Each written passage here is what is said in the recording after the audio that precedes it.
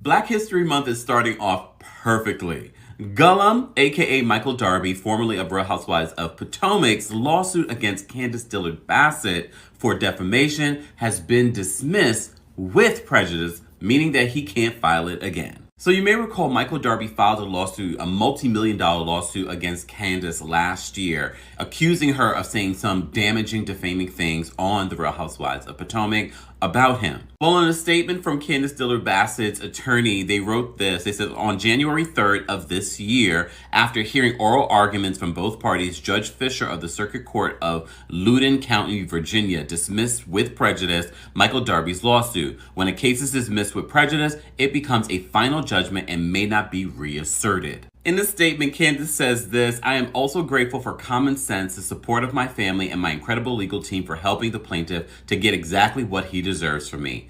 Absolutely nothing. Happy Black History Month.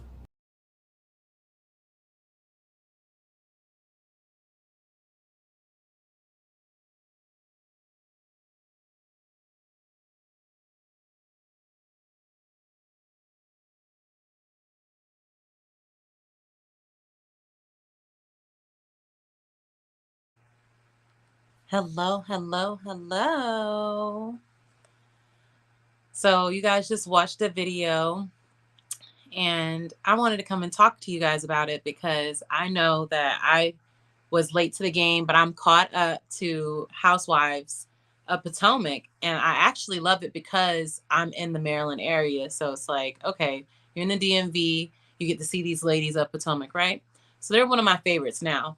But Candiace, she has been going through a lawsuit with Michael Darby because he is feeling like she is saying things that are defamatory,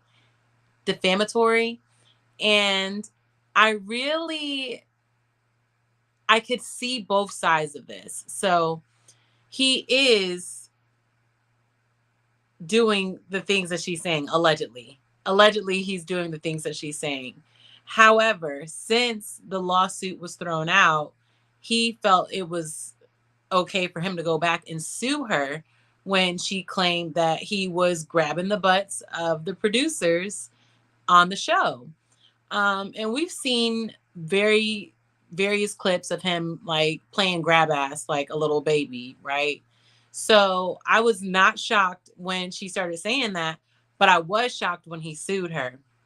So I was like, oh man, this is crazy that she's going to have to go through this lawsuit with him. And they kept trying to like bring it up on the show. And she was like, I'm not talking about this on the show because, Robin, she was talking about Juan's situation on the show. And a lot of the women believe that's why he lost his job. So she's like, look, I'm not trying to lose this case. I'm not trying to talk about this case with you guys so he can bring this forward in court. None of that. We're not doing any of that. So I think that was the smartest thing for her to do because, hey, she's victorious. And what I like the most about this situation is like Candiace is herself all the time. Like you either love her or hate her. She's kind of got one of those like she's a pageant girl, right? So she kind of has one of those attitudes like, oh, I am up here, you know? And I have no problem with that. I think it's cute. But Candace doesn't have to deal with too much on the show because she has other people that are backing her up. But I feel that a lot of times she has to go extra hard, or like she has to fight things that she shouldn't be having to fight on this show. And I think a lot of the girls on the show are very colorist. So when she's saying these things, she's coming from the viewpoint of a dark skinned girl. And I stand. I'm here for it 100%. Hey, D. We're talking about Candace from Real Housewives of Potomac. Her and Michael Darby were going through a lawsuit, and the judgment has come out, and our girl is free. She's vindicated, and she doesn't have to worry about him trying to take her coins. And I think he's really going after her because he's going through this divorce. Like, he had to divorce his wife, and he's basically paying for her lifestyle. And I just think he wanted to get an extra check, and he wanted to get a big FU to Candace because he doesn't like her attitude. He feels like she's too, you know, stuck up, and she's too full of herself, and she looks down at the other girls, and he looks down on her. Like, when people talk about, my husband's white, right? Your grandma watches that. Really? That's so funny. I love it. I love it so much. So when you talk about this show, a lot of people feel like, okay, there's the light-skinned girls and the dark-skinned girls. And the girls, the green-eyed bandits, the light-skinned girls, they are always into it with Candace for whatever reason. Like, they just never clicked, never got along. And with Moniece, I don't know if you guys remember her, but she was with Big Boy, and she got into an altercation with one of the women, and they acted like, oh my God, I don't feel safe. I can't have her on the show. And I was like, nobody really got messed up. She actually got into it with Candace. Go figure. But they both brown skinned girls. But they acted like they were so scared that they didn't want her on the show. They didn't trust that she wasn't going to do something to one of them, right? So fast forward, we have new Mia. And I call her, I probably shouldn't say what I call her on here, but she is a Barbie. And she got into it with Wendy on the show, and she was throwing stuff at her and breaking glass and doing all this extra stuff. And do you think they advocated for her to leave the show? No, they didn't advocate for her to leave the show. They were completely fine with her throwing all that stuff when they're sitting there just recording, like, oh, this is all your fault, Wendy. I was like, okay, Candace has all the mouth in the world. She will say whatever she wants to say to you. And y'all had no problem advocating for her to feel safe on the show. So when she said she didn't, Monique had to go. But now here we are with Mia, who is doing the same thing, if not worse. Well, actually, I guess it's not worse because she didn't actually land anything on her. Maybe that's the key. She was throwing all this stuff at her, but she technically didn't hit her. So maybe that's why they're like, oh, well, she can stay on the show and the other girl couldn't. But I love Monique. I just started following her after the show, and I was very disappointed that she was off the show after like the season that she got into it with Candace. I was really disappointed that she was off the show, and I thought like season after season they would go back and be like, oh, okay, we should bring her back on the show. She's still not back on the show. So yeah, I'm very disappointed. I just feel like that's a fail. And I feel like Candace is always dealing with something like that on the show. So I like this W for Candace. I know it's not on the show technically, but she's been dealing with a lot. And she has to, before she was holding her tongue a lot, I think. But now she's all out the window. She doesn't care what she says. She's telling Giselle, one of the Green Eyed Bandits, oh, you sit over there with your white privilege looking ass. And I was like, oh, okay. So we are going there. And this is on the reunion. I was like, okay, so we are going there. Okay, fine. But she was very offended by that. I don't know why, because she has racially ambiguous privilege. You don't really know what Giselle is. Like, she has green eyes, light skin, ginger hair. So you really looking at her, you wouldn't be able to be like, oh yeah, she's black, or oh yeah, she's white, or oh she's anything. She's racially ambiguous. So I think that, and she's a very pretty woman. So we're not going to take that away from her. She's a very, very pretty woman.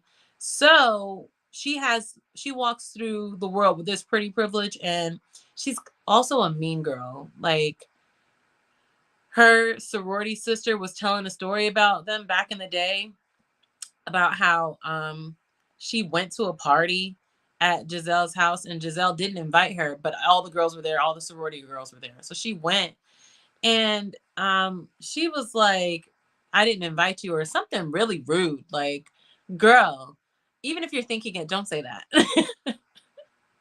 Even if you're thinking it, don't say that. Hey, Eugene.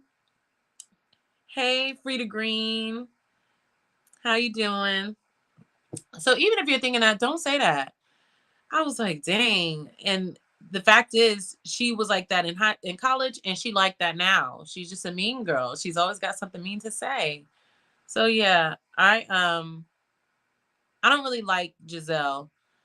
I don't really like Robin too much either. I think she looks pretty dumb every episode with Juan. Like, it just seems like she's very into trying to be involved in the drama so she can be relevant on the show. And Juan's like, look, you calling crying all the time, you getting on my nerves, stop feeding into what these girls are saying and stuff like that. And I'm like, okay, he just seems fed up with her. And the cheating rumors, like, it just makes her look dumb every time that she's staying with Juan when he's cheating on her, doing all this extra stuff. It's like, you really don't have to deal with that, Robin. You have more, your face is out there more. I'm sure you have more options now. And I know that you've been with Juan since you were a little ass girl, but you don't have to stay with Juan. But she gonna stay with Juan until the wheels fall off, period. So I don't really like her. I think she makes us look bad as women. I'm just saying. I think she makes us look bad. Um, I really, really love the Grand Dame. I love Karen. I love her. I've loved her from the beginning. Like, she's very over the top, very extra, and she reminds me of my granny. Like, she could be my granny. I just love her. I love everything about Karen. So when I see her on the show, and the fact that she's with Wendy and Candace, I kind of side with them a lot because I love the Grand Dame. Let's just be real. But yeah, guys, I just wanted to talk to you guys about this. Thank you. Thank you for stopping through. I just wanted to talk to you guys about this because I was like, dang, she's got a dub. That's a win. And it's Black History Month. So I was like, oh, this is perfect. I'm gonna come talk to you guys about my thoughts on it, because I believe that Michael Darby is always reaching. Like, the white privilege thing where they're quick to sue. They quick to sue you for some bullshit. He was going to sue this guy because he was like pushing him out of his face, because he was all in his face. Like, hey, bro, you need to check your wife. He's like, whoa, what? What are you talking about? I need to check my wife. So he was like, did you touch me? I'm going to sue you. I'm going to sue you. And I'm like, you clearly were invading his space and he didn't feel safe. So he backed you up. Like, you're doing a lot. And, we're used to seeing reality TV where, like, they literally fighting. Like, there's literally, like, blood dripping and stuff like that. So when we see this, I'm like, he created space for y'all so there wouldn't be an altercation, in my opinion. And it just so happens that the same guy that backed him up, he sued his wife later. Like, as if I couldn't get to you, but I'm going to get to your wife to get to you.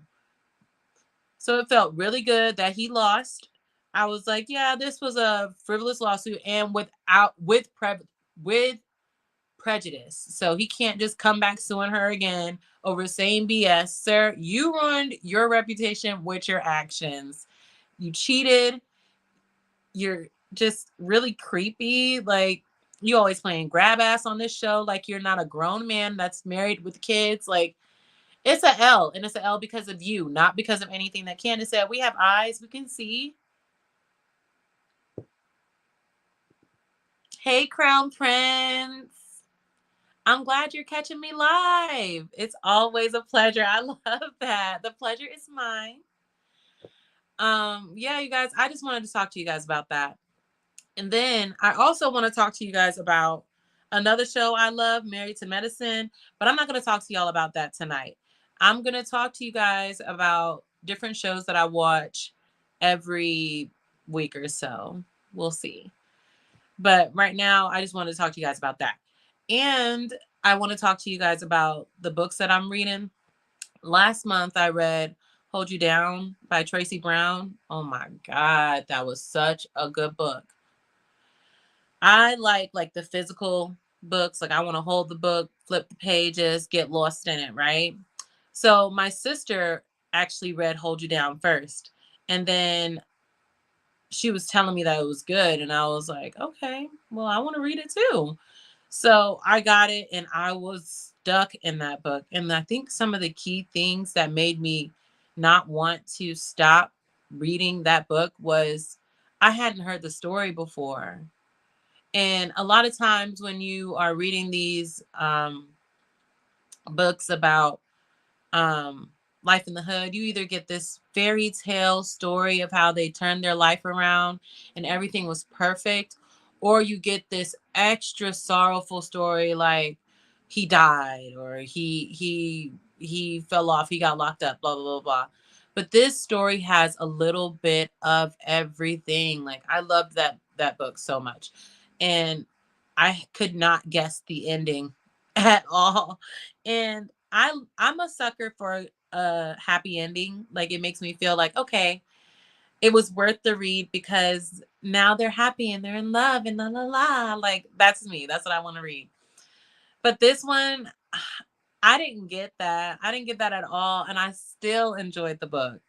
I still feel like other people should read it. So I'm gonna post a link to it in Amazon in the description of this video so you guys can go look at it and check it out.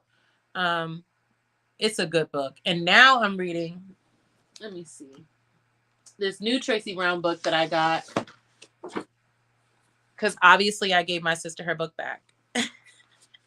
But now I'm reading this new one, Single Black Female, that I just got.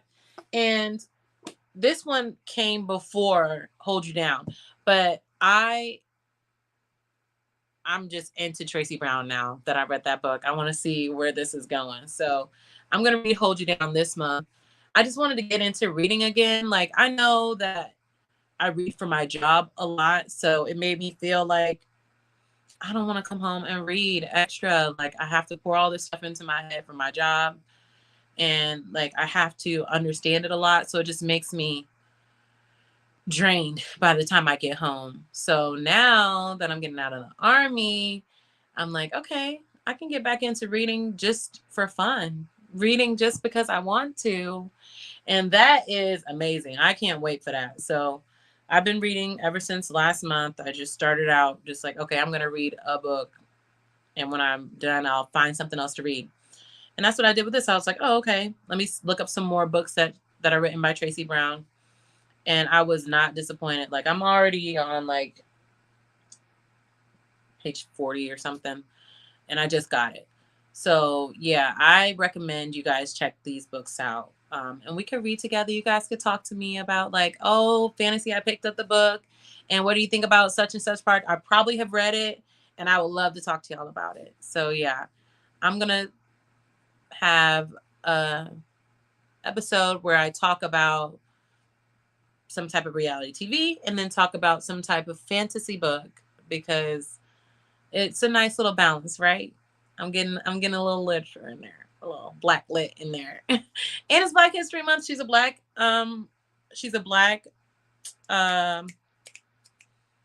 writer, and her stories are basically for us by us. So it doesn't feel like somebody's trying to tell our story for us. I really like it. I really appreciate you guys stopping by to have this little chat with me. What are y'all doing this weekend? Hey, Negro nonsense. Negro nonsense. That's a cute name. That's really cute. Hey, thank you guys for stopping through. I wanted to go watch somebody else's live, and I was like, oh, nobody's live. Nobody that I know. So I was like, okay, let me go live and talk to them about this, because I just saw this. And I was like, oh, finally, we have resolve. I hope y'all weekend is wonderful. I really appreciate you guys stopping by. I'll see you guys next time. Actually, I'm going to be live on Tuesday. Actually, I'm going to be live later today with Lucky. So come through today on Lucky's channel. She's going to be live, and it's going to be us and the girls, and it's going to be lit. I know y'all going to love it. I know y'all going to love it.